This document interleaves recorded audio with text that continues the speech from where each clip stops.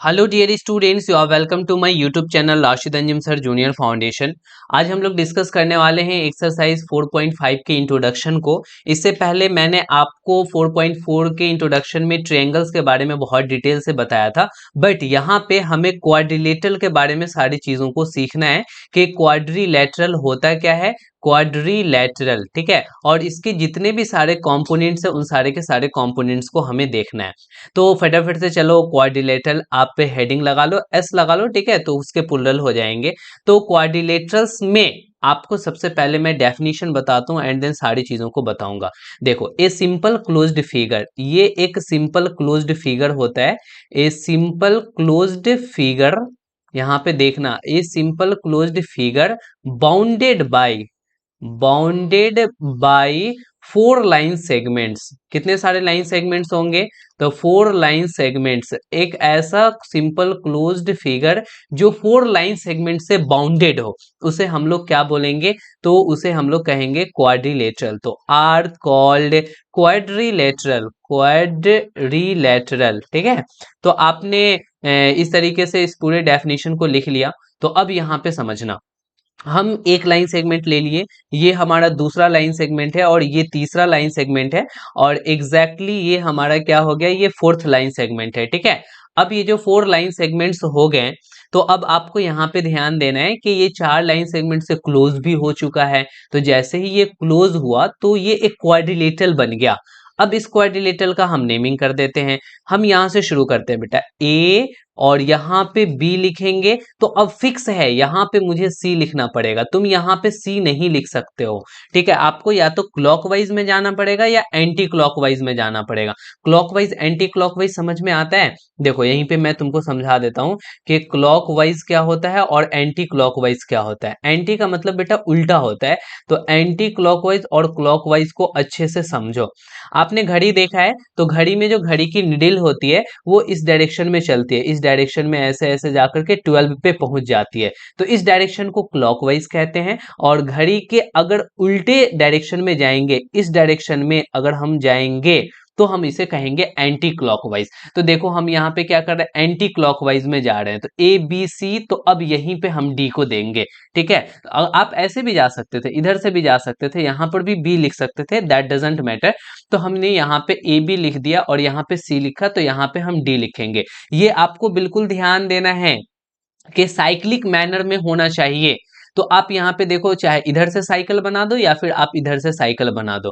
तो A B C D लिख दिया। चलो, मैं यहाँ पे लिख कर करके ही समझा देता हूँ कि साइक्लिक मैनर का मतलब क्या हो गया। सपोज दैट कि ये हमारे पास एक क्वाड्रिलेटरल है और इस क्वाड्रिलेटरल में आप नेमिंग करना चाह रहे हैं। आप यहाँ से शुरू कर रहे हो, तो आप देखो, यहाँ से शुरू करोगे तो ए बी लिख दिया, आप यहाँ पे सी लिख दो और यहाँ पे डी लिख दो। तो नहीं, ये आपका गलत हो गया। आप जब ए बी लिख रहे थे तो यहाँ पे सी लिखाना चाहिए था। तो एग्जैक्टली आपने वहां पे नहीं लिख कर करके यहाँ पे लिख दिया। तो ऐसे नहीं करते हैं, ये आपका गलत है नेमिंग। क्यों गलत है? तो नॉट इन साइक्लिक मैनर यहाँ पे लिख देते हैं, नॉट इन साइक्लिक मैनर। ये आपके साइक्लिक मैनर में नेमिंग नहीं किया गया है, इसीलिए ये क्या हो जाएगा बेटा, तो ये आपकी जो नेमिंग है वो गलत हो जाएगी। बट ये नेमिंग तो सही है, इसमें कहीं से कोई भी दिक्कत वाली बात नहीं है। तो आपने यहाँ पे ए बी सी डी इसका नाम रखना सीख लिया और क्वाड्रिलेटरल को भी समझ लिया कि व्हाट इज क्वाड्रिलेटरल। तो ठीक ट्रायंगल की तरह ही इसमें साइड्स होंगे, एंगल्स होंगे, वर्टिसेस होंगे और एक और चीज डायगोनल्स होंगे। उन सारी चीजों को समझेंगे। चलो, फटाफट से हम क्या करते हैं कि यहाँ पे एक क्वाड्रिलेटरल को बना डालते हैं और एक प्यारा सा क्वाड्रिलेटरल ये आपके सामने बन के तैयार हो गया और इसका नेमिंग करते हैं। हमने यहाँ से नाम शुरू कर दिया और इधर रखते हैं अब ए बी, और ये हो गया सी और ये हो गया डी। आप इसको पुकारोगे कैसे? तो क्वाड्रिलेटरल एबीसीडी। क्या कहोगे? क्वाड्रिलेटरल एबीसीडी कह दोगे, या तुम क्वाड्रिलेटरल एडीसीबी भी कह सकते हो। लेकिन फार बेटर ये होता है कि पहले जो लेटर आया उसको बोलो, फिर बाद में उसके बाद वाले को बोलो, फिर उसको बाद जो आया उसको बोलो, ठीक है। तो अब आपने इस क्वाड्रिलेटरल एबीसीडी में कुछ कुछ चीजों को आप लोगों को ध्यान देना है। इसमें सबसे पहले ये देखना है कि इसमें जो साइड्स होंगे वो कितने सारे साइड्स होंगे। तो आप तो जान ही चुके हो, 4 लाइन सेगमेंट है तो 4 साइड्स होंगे। ये यहाँ पे देखो, ये ए बी एक साइड हो जाएगा, ठीक है, दूसरा बी सी हो जाएगा, तीसरा सी डी हो जाएगा और चौथा DA कह लो या AD कह लो, आपकी मर्जी। तो हम यहाँ पे साइड्स लिख डालते हैं। तो एक तो AB हो गया साइड, दूसरा साइड कौन सा हुआ बेटा, तो BC हो गया BC, तीसरा कौन सा होगा CD, तो यहाँ पे हम लिख डालेंगे कि तीसरा CD होगा, और चौथा कौन सा होगा DA, आप AD भी कह सकते हो, वो उतना फर्क नहीं पड़ता, आप आगे पीछे जैसे भी कह डालो।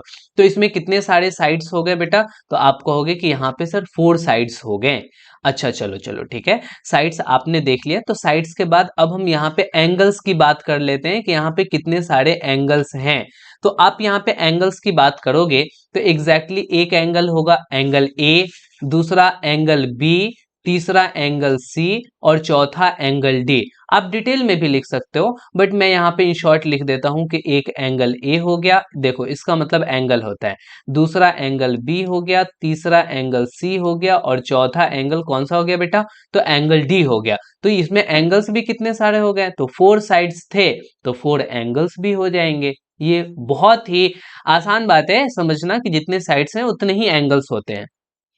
अच्छा, कोई बच्चों के मन में ये बात चल रहा होगा कि सर इस एंगल ए को क्या हम DAB नहीं लिख सकते हैं क्या यहाँ पे, मेरे भाई लिख सकते हो, मैंने कब मना किया कि नहीं लिख सकते हो, लिख सकते हो। फिर किसी दूसरे बच्चों के दिमाग में ये बातें चल रही होंगी कि क्या सर BAD नहीं लिख सकते हैं, भैया लिख सकते हैं, मैंने कब कहा कि नहीं लिख सकते हैं, उसको आप 2-3 तरीके से जैसे मर्जी है वैसे कर कर करके आप लिख डालो, कोई दिक्कत वाली बात नहीं है। तो यहाँ पे हमने लिख दिया एंगल्स, उसी तरीके से सभी एंगल को सभी तरीके से लिखा जा सकता है। तो आपने यहाँ पे एंगल्स भी देख लिया कि 4 होंगे।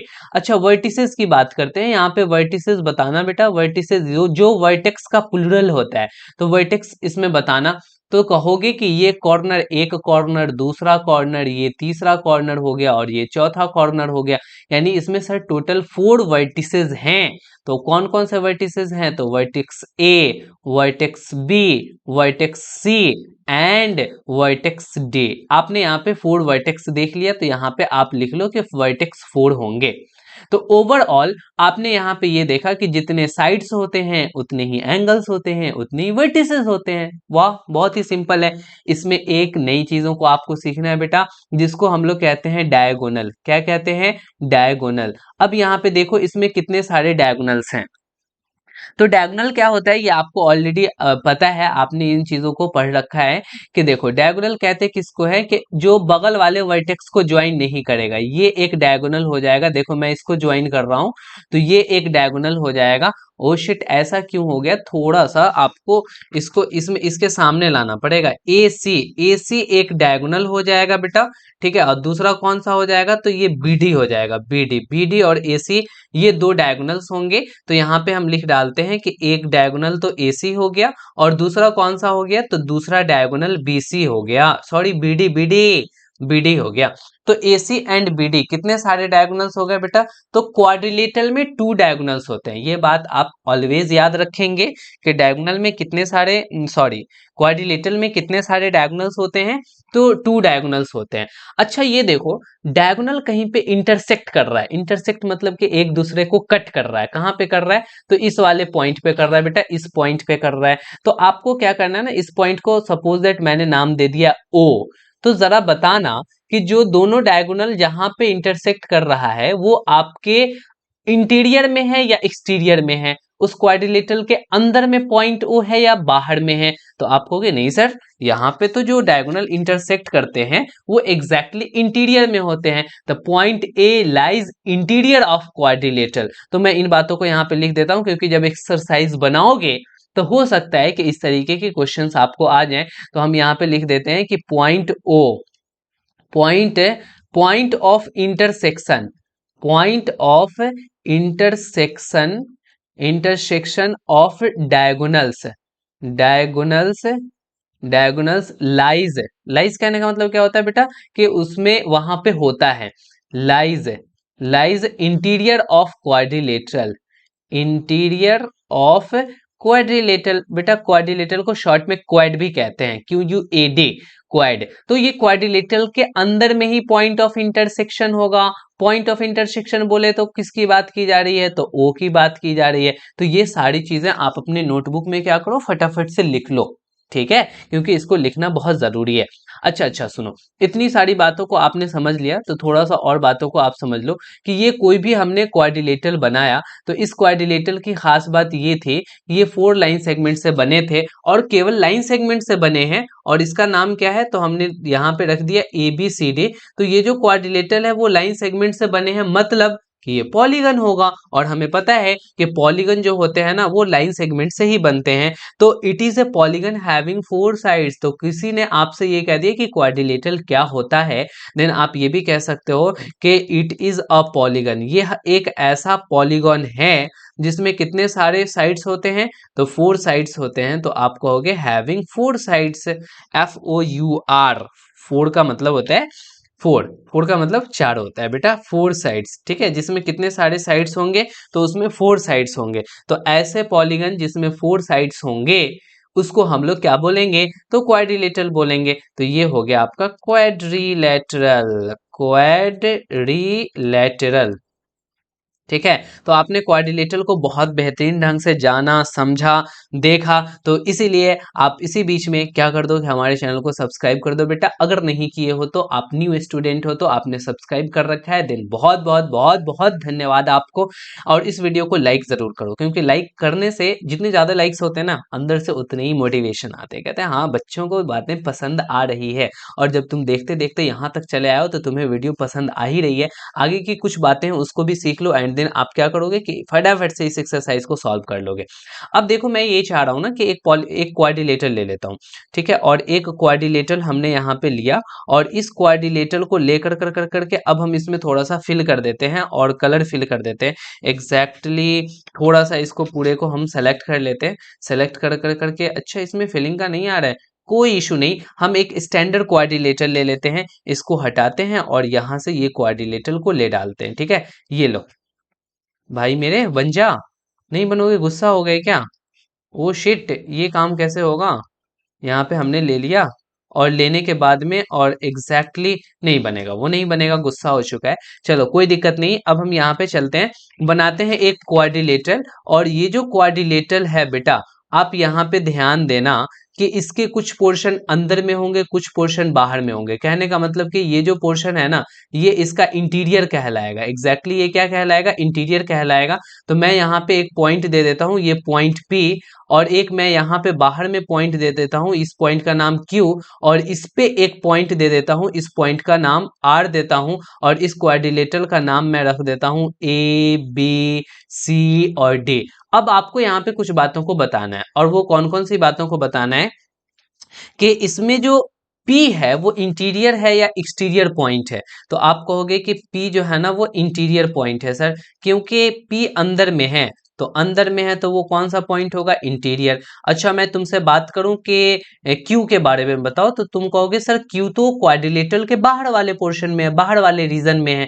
तो हम बोलेंगे उसको कि सर वो एक्सटीरियर पॉइंट है। तो यहाँ पे मैंने लिख दिया एक्सटीरियर पॉइंट। अच्छा यहाँ पे तुम R के बारे में बताना कि आर कैसे पॉइंट्स हैं। तो आर बोलोगे सर ऑन द क्वाड्रिलेटरल है, क्वाड्रिलेटरल पे है, ना अंदर है ना बाहर है, कहाँ है? तो क्वाड्रिलेटरल पर है। तो हम बोलेंगे ऑन दी क्वाड्रिलेटरल। तो यहाँ पे बोलेंगे ही नहीं, लिख भी डालेंगे ऑन दी क्वाड्रिलेटरल। ठीक है, अब यहाँ पे देखो, मैं तुमसे एक बात और कह रहा हूं कि यहाँ पे आपको बताना है कि क्वाड्रिलेटरल पे और कौन कौन से पॉइंट हैं। तो तुम कहोगे सर ये पॉइंट ए भी क्वाड्रिलेटरल पे ही है, ये पॉइंट बी भी क्वाड्रिलेटरल पे है, ए भी है, डी भी है और सी भी है, आर भी है। तो हम यहाँ पे लिख डालेंगे कि on the quadrilateral point A, point B, point C, point D, ये तो है ही, और साथ में आर वाली पॉइंट भी क्वाड्रिलेटरल पर ही है।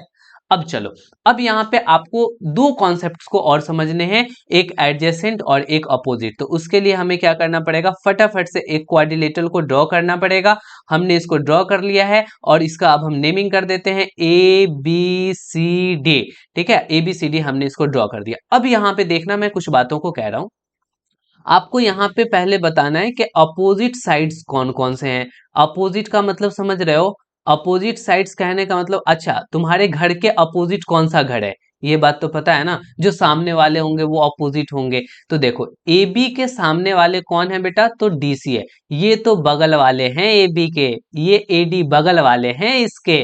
तो हम बगल वाले को नहीं, सामने वाले की अगर बात करें तो ए बी का जो अपोजिट होगा वो कौन सा होगा, तो ए बी का अपोजिट बेटा ये वाला साइड होगा। ठीक है, ए बी का अपोजिट डी सी होगा।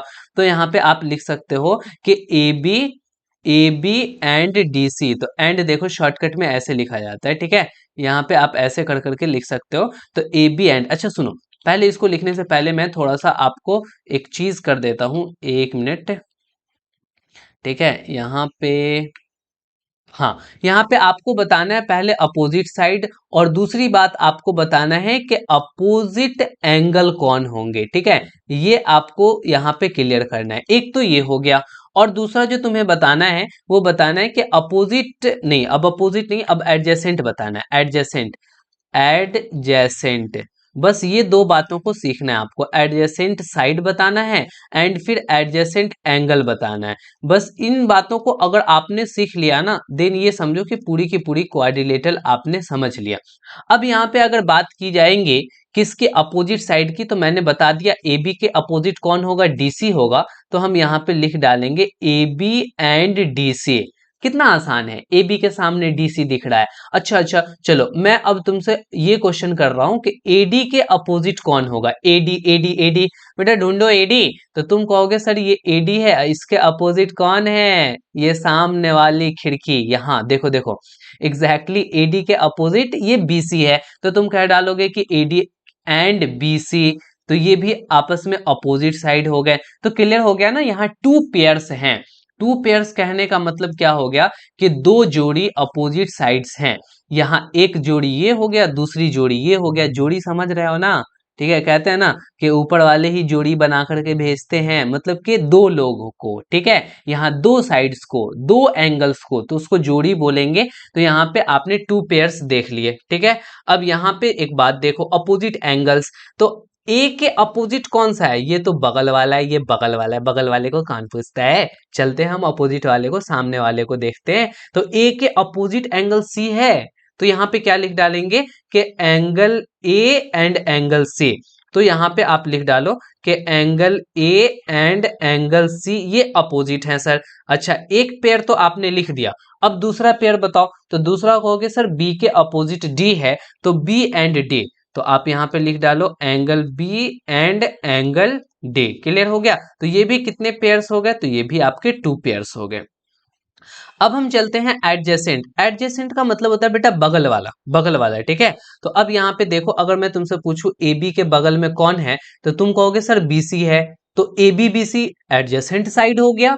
अच्छा, तुम कहोगे नहीं सर ए बी के बगल में तो ए डी भी है। तो कोई दिक्कत नहीं मेरे भाई, ए बी और ए डी दोनों एडजेसेंट साइड हो गए। तो यहाँ पे आप कह सकते हो, कोई दिक्कत नहीं है। तो आप ऐसे कह सकते हो कि A B and B C. Sir A B और BC एडजेसेंट है, बगल वाले साइड है। या और इसको कैसे भी कह सकते हो, तो यहाँ पे देखना बेटा, आप ऐसे भी कह सकते हो। यहाँ पे एंड देना सही नहीं होगा, हम कॉमा दे करके लिख देते हैं। AB के बगल वाला BC था, मैंने लिख दिया AB BC। AB के बगल वाला AD है। ठीक है, तो हम यहाँ पे AB एंड AD भी लिख देंगे। AB एंड AD ये भी क्या हो जाएंगे, तो एग्जैक्टली एडजेसेंट साइड ही हो जाएंगे। अच्छा चलो, AB और AD आपने लिख लिया। अब आप यहाँ पे, अब मैं तुमसे पूछ रहा हूं कि BC का एडजेसेंट बताओ। तो तुम बोलोगे BC and AB, BC and AB। तो यहाँ पे हम लिख डालते हैं BC एंड AB। तो यहाँ पे BC एंड AB। तो आप इस तरीके से बहुत सारे पेयर बना सकते हो। तो BC के साथ AB लिख लिए, तो BC के साथ आप CD भी लिख सकते हो। BC and CD। तो एग्जैक्टली आप और भी सारे पेयर्स बना सकते हो। तो आप बनाते रहो, दैट डजंट मैटर आप कितना बनाते हो नहीं बनाते हो, समझाने के लिए 2-3 काफी है। और तुम इतने समझदार भी हो कि तुम सारी चीजों को समझ भी गए होगे। तो चलो जल्दी से लाइक कर दो इस वीडियो को। ठीक है, आगे बढ़ते हैं। यहाँ पे एडजेसेंट एंगल्स। एडजेसेंट एंगल कहने का मतलब क्या हुआ कि बगल वाले एंगल्स। तो एंगल ए के बगल में कौन है, एंगल बी। तो हम यहाँ पे लिख डालेंगे angle A and angle B. तुम्हारा फ्रेंड क्या लिख डालेगा, एंगल ए के बगल में उसको एंगल डी दिख गया, तो ए और डी भी लिख देगा। Angle A and angle D. देख रहे हो, यहाँ पे आप एडजेसेंट में किसी को किसी के साथ ले सकते हो, कोई दिक्कत वाली बात नहीं है। अगर किसी ने कह दिया डी के एडजेसेंट कौन होगा तो डी सी लिख दोगे, तो angle D and angle C. अच्छा, वो बच्चा डी के साथ ए को भी तो लिख सकता है, डी के बगल ए भी तो है, तो यहाँ पे angle D and angle A लिख सकते हैं। तो इस तरीके से आपने क्या है कि दो बातों को सीख लिया, एक तो एडजेसेंट वाली कहानी आपने सीख ली है, और दूसरी आपने कौन से कहानी को सीख ली है, अपोजिट वाली कहानी को सीख लिया। अपोजिट साइड्स होंगे तो अपोजिट एंगल्स भी होंगे, अगर एडजेसेंट साइड्स होंगे तो एडजेसेंट एंगल्स भी होंगे। तो अब अगर तुम इस एक्सरसाइज को बनाओगे ना, कौन सी एक्सरसाइज, तो एक्सरसाइज 4.5 को, तो 4.5 के जितने भी सारे क्वेश्चंस है ना एक्सरसाइज के, वो आपके सभी के सभी क्वेश्चन बन जाएंगे। बहुत ज्यादा क्वेश्चंस तो नहीं होंगे, लेकिन मैं इसके बाद उसके सॉल्यूशन को लेकर करके आऊंगा और उसको एक एक कर करके डिटेल बताऊंगा। उसमें जो 3 नंबर क्वेश्चंस होंगे उसको भी मैं डिटेल से बताने वाला हूं, तो इसीलिए आप उस वीडियो को जरूर देखिएगा, क्योंकि उसमें आपको नई नई चीजों को समझने को मिलेगा। जाते जाते एक बार फिर से, अगर आप न्यू स्टूडेंट थे और आपने सब्सक्राइब नहीं किया है पूरे लेक्चर को देख करके और जा रहे हैं, तो प्लीज सब्सक्राइब करके जाओ और बेल नोटिफिकेशन को प्रेस भी कर लो, ताकि जो भी वीडियोस हम लेकर के आएंगे उसको आप बहुत जल्दी देख पाओगे। अच्छा ठीक है, फ्रेंड के साथ शेयर कर देना, शेयर करना ना भूलना। और लाइक किए हो कि नहीं, लाइक किए हो, चेक कर लो भाई, लाइक किए हो कि नहीं, कर दिए। हाँ चलो, बहुत बहुत आपका धन्यवाद, मिलते हैं हम नेक्स्ट वीडियो में। अभी की कहानी यहीं तक, ओके बाय, गुड नाइट।